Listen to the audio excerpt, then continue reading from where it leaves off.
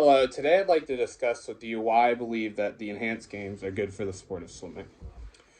So, if you don't know, enhanced games are a competition that allows competitors in the competition to use performance enhancing drugs and sorts of technology that are banned in competition, such as the Olympics, in order to break world records to see how fast people can really go. Um, I think everybody's had this idea at one point in time, like how fast did Usain Bolt really be if he took drugs, or how fast would Michael Phelps be if he took drugs, etc. I called them the Royal Olympics when I was younger. I was like, oh, that's what I would call it.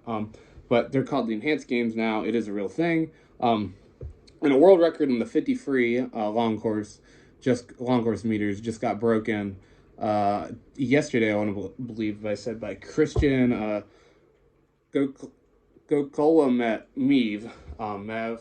I'm sorry, I'm not too familiar with him. He is an Olympic medalist, so it's not like he's a bum. He's a little past my time, so I apologize for that. But he went 20.89 seconds, and the previous record was held in 2009 of 20.91. So he beat it by zero point zero 0.02 seconds. So first things first, I don't think his is a world record for a couple reasons. He did it, I guess, in a competition, but there's no other competitors. He's the only person in the pool. And if you ever swam in a competition, you know that the waves really affect you, especially in a race such as the 50 free. And for two, he used a suit that is now banned. He actually used the same suit as that was used in 2009. However, that suit's now banned. So I guess you're like, that one's like a 50-50 to me. It is banned now, so people these days don't have, like Caleb Dressel or, wow, I can't remember names. Swimming. Chinese guy, what's his name? I think the best swimmer in the world right now, in my opinion, besides like Ledecky, the women's. Um, and then the 50 meter gold medalist right now, Cameron McEvoy. I'm glad I remember someone's name. And people like Michael Andrews. I think if they had the suit, they could probably break their record as well. But I don't think it counts because it wasn't a competition. But anyways, I think this is good for the sport swimming because he only broke the record. The record broke it by zero point zero 0.02 seconds. I think this is a really good, strong situation for swimming because we know that a former Olympian, while taking performance enhancing drugs and using the best suit possible in the best conditions possible, can only beat the one of the longest standing records and like the hardest to beat. People say by zero point zero 0.02 seconds, which says a lot for how far like swimming has come. That means we're reaching the peak of how fast someone can go, such as Usain Bolt's 100 meter 9.83 seconds. It's not going to beat for a long time because humans can only run so fast.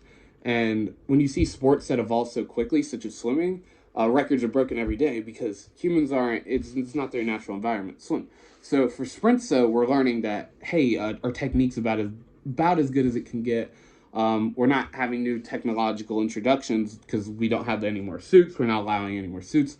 Our pools are as good as they're going to be, and these athletes are about as good as they can be. And you can only beat these records now if you're taking performance enhancing drugs. This is showing that we actually are probably testing accurately for the Olympics and World Aquatic Championships and stuff like that. I think this is really good for swimming because everyone when they're a kid, they're like, oh, nobody's taking drugs. Usain Bolt's not taking drugs. Michael Phelps not taking drugs. Lennox not taking drugs. Then when you get a little older, you start hearing about people. Maybe you know someone who's like a professional athlete, and you're like, yeah, they definitely took drugs. I know they took drugs.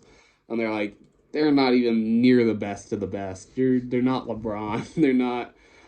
They're not Steph Curry. They're not Kobe. They're not Mike. They're like struggling to make the roster, and they're taking drugs, or they're like the fifth man on the bench, or they're just like on their team. So you start getting these questions. You're like, oh, I think my favorite player is taking drugs. Um, but the enhanced games help showing us that, hey, maybe they're not taking drugs. They are tested regular. Like swimming takes testing pretty seriously. I know there's a big debate about China in the Paris Olympics last year. I don't think they. I apologize.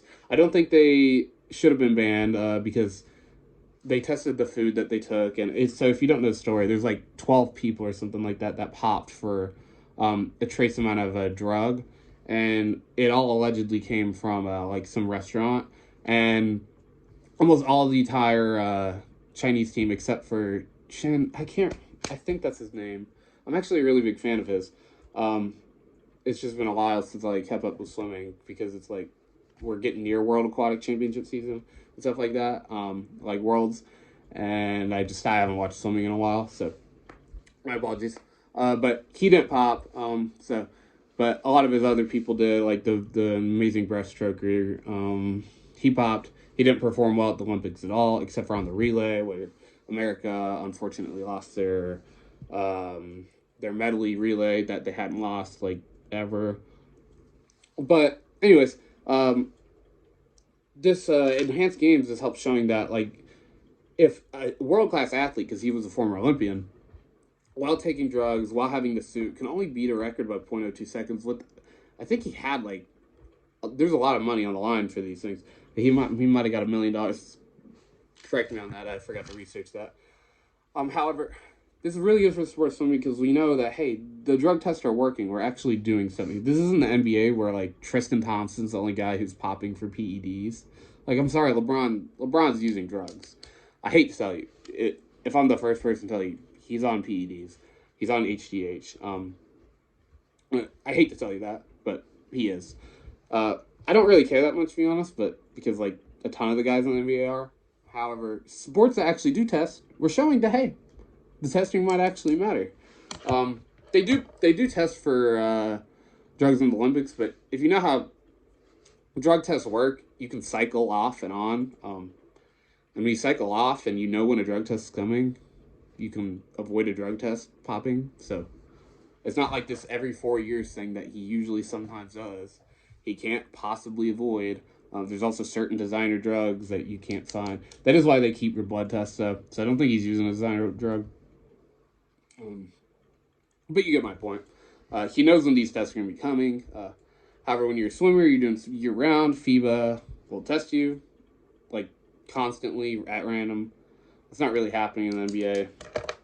But anyways, I guess that concludes my video. Let me know your thoughts. I think the enhanced games are good for swimming and other sports like this because it shows how good these athletes actually are and what kid is actually looking up to this guy. Like, I don't, no disrespect, but everyone knows he's taking performance-enhancing drugs. And if you know someone like Barry Bonds, people always like the first thing they say when they don't really care about baseball, they don't understand how good Barry Bonds was.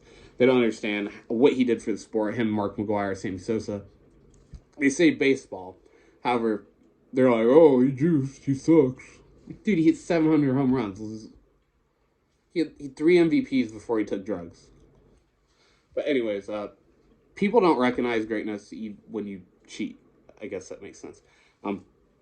So let me know your thoughts. See y'all later.